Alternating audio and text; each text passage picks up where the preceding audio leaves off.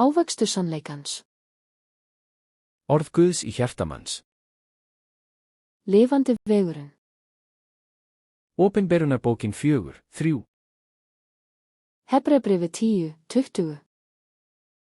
24. Ávöxtur sannleikans. Hjartalandið, taktu ósannleikan úr hjarta þínu og gerðu það að góðum jarðvegi, sáðu fræjum sannleikans og berðu ávöxt með því að rækta sannleikan.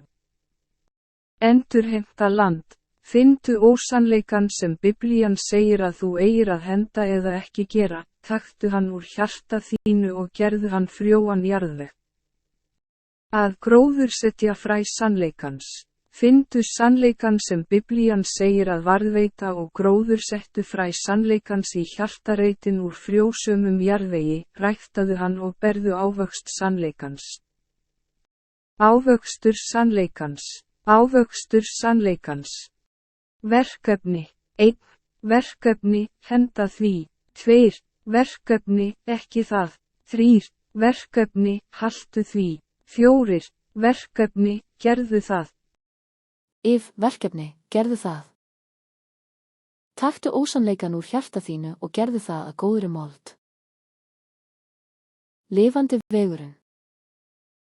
Opinberunarbókin 4:3. Hebreabréfið 10:20.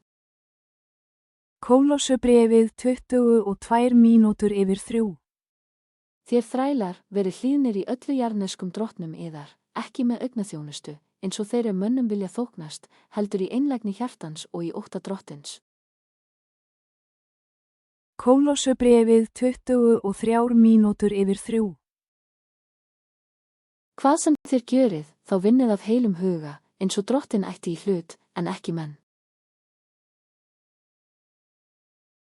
Kólossobréfið 4:1. Þér sem eigið þræla, veitið þeim það sem rétt er og sanngjarnt og vitið, að einnig þér eigið drottin á himni. Kólossobréfið 4:2. Verið staðfastir í bæninni. Vakið og biðjið með þakkagjöf. Kólossobréfið 4:3. Biðjið jafnframt fyrir oss, að Guð opni oss dyr fyrir orðið og við getum boðað leyndardóm Krists. Hans vegna er ég nú bundin. Kólossobréfið 4:5. Umgangist vitulega þá, sem fyrir utan eru, og notið hverja stundina. Kólossobréfið 4:6. Mál yðar sé ætíð ljúflegt, en salti kryddað, til þess að þér vitið, hvernig þér eigið að svara hverjum manni. 1. Þessaloníkubréf 4:1. Að endingu biðjum við yður, bræður, og áminnum í drottni Jesú. Þér hafi numið af oss, hvernig yður ber að breyta og þóknast Guði, og þannig breytið þér líka. En takið enn meiri framförum. 1. Þessaloníkubréf 4:4.